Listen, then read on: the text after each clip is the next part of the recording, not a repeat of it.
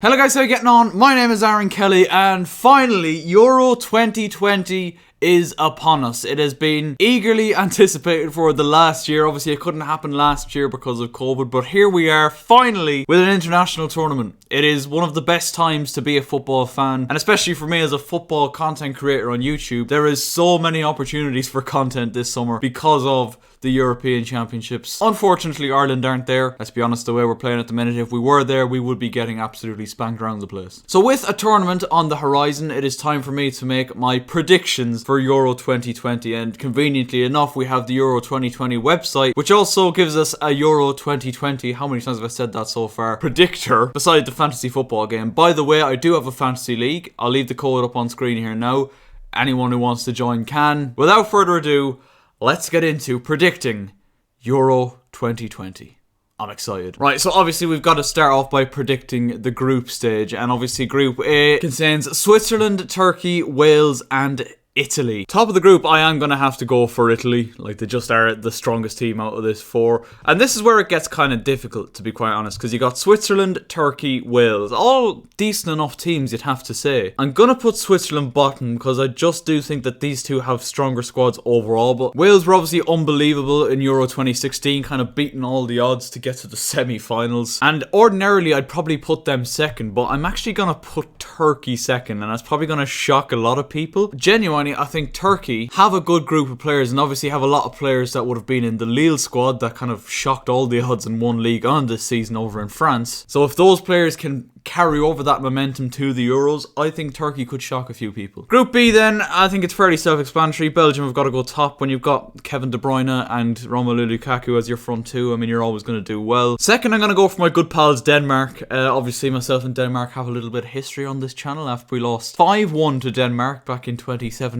I had a lot of angry Danish fans in my comment section, but we've made peace now, and I think Denmark have a really, really good squad. They've impressed me over the last couple of years. Russia had a really good World Cup last time out, but I just don't think they're as strong as Denmark. And Finland, I'm going to go bottom of the pile. Group C then, I think it's fairly self-explanatory that Holland should top the group, although they are obviously missing Virgil van Dijk. I'm going to go for North Macedonia bottom and Ukraine third. Austria coming in at second, because I think Austria just overall probably have the most quality in their squad. You look at the likes of David Alaba, Marcel Sabitzer, Marko Arnautovic. I think overall the quality will just shine through there. Group D, Scotland, England, Croatia, Czech Republic. It's actually quite a good group, and Scotland are obviously going to be the massive underdogs along with Czech Republic. Really, a lot of people probably won't think about them too much, and a few people think that England might have a few banana skin hiccups along the way.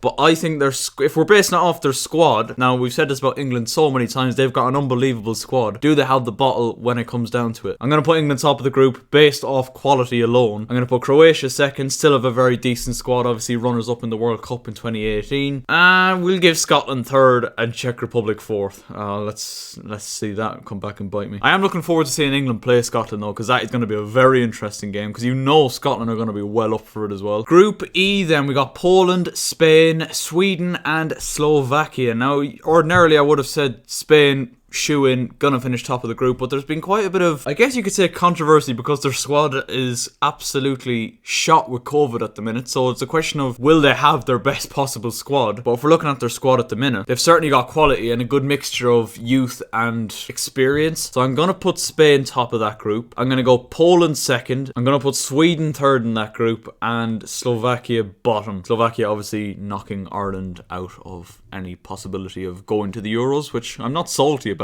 at all. Group F then, the final group, and this is the group of death, isn't it? Portugal, France, Germany, Hungary. I'm still quite baffled that them three teams have managed to get themselves into the same group. It's unbelievable. But straight off the bat, Hungary bottom. I mean, let's be honest, it's fairly self-explanatory. Sorry, Hungary fans. Ireland actually played Hungary the other night, and Ireland were actually the better side, which is worrying from a Hungary standpoint. Now, they may have been missing one or two players. Here's the question: who finishes third in this group? And obviously in the Euros, if you finish third, there is still the possibility of your team progressing. I'm going to go for Germany third, and it's not because I think they're particularly weak, but I just think these two are way too strong. Obviously the finalists from the last Euros, obviously since then France have won the World Cup. Obviously Portugal won the last Euros and won the Nations League as well. Ooh, top. Oh god, we're going to go top for them. And France second. But let's be honest, quality in both of these sides. When you look at Portugal, Ronaldo, Bruno, Bernardo Silva, João Felix, João Cancelo, Ruben Diaz, Rui Patricio. They just have so much quality. That one could go either way. It's going to be interesting. Oh, predict the 4 best third place teams. Right, okay, so we got obviously all the teams that finish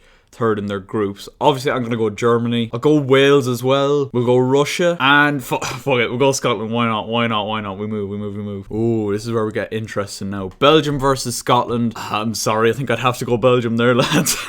They just have so much quality. They've got to be one of the favourites for this tournament. Like, they simply have to be. Italy versus Austria. As I said, Italy have a lot of quality. Going forward, you have the likes of Immobile, Insigne, experienced players at the back. Still the warriors that are Bonucci, Chiellini still knocking around. I'd have to go for an Italy win over Austria. Portugal, Russia. I mean, I have Portugal down to be one of the favourites for the tournament, so I'd have to go Portugal. I think Croatia would beat Poland. Spain versus Wales then. I'd have to go with Spain, realistically. I'm not sure this Wales team are the same one that did so well in Euro 2016, and I don't think they'd manage to beat Spain. That is obviously if Spain's squad is fully fit. But yeah, we'll see anyway. But I'm going to go with Spain. England, France. Oh, Jesus, lads. That is a bloody massive game. And I'm sorry, England fans. I'm sorry, right? Because I know there are a few English people that watch this.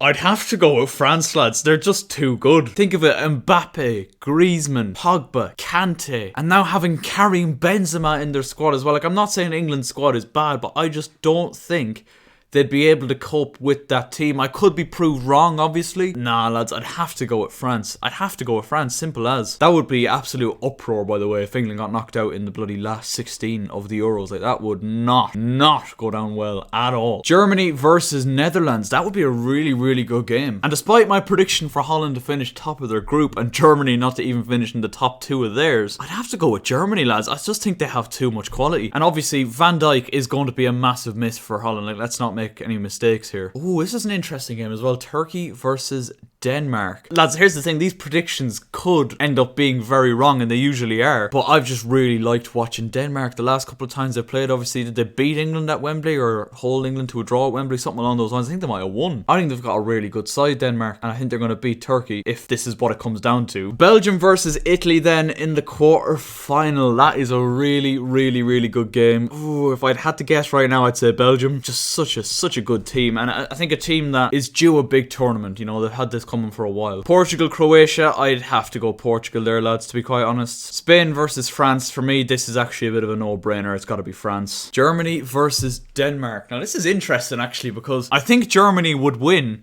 and this is quite amusing as well because I haven't predicted Germany to even finish in the top 2 in their group, but I think they would beat Denmark in the quarter-final, lads, and set up a semi-final with France. That leaves us with a last 4 of Belgium, Portugal, France and Germany. Holy shit, lads. That is an unbelievable semi-final. Belgium versus Portugal. Who would win that? Oh, man. Both of these sides are just so good, so full of talent. Portugal have showed their talent over the last couple of years and have only got better. They've had some young players coming in. Belgium have just always been building for the last, well, you'd have to say 10 years or so.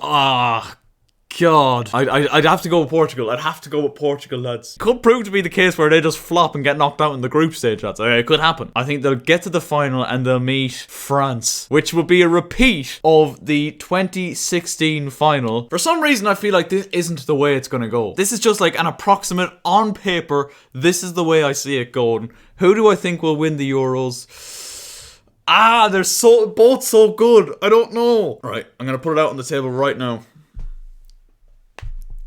Portugal are going to do it. They're going to do it again. Alright? And the funny thing is, when the Euros finish in a couple of weeks' time, I will look back on this video and think, wow, I was so far wrong. I can already see it happen.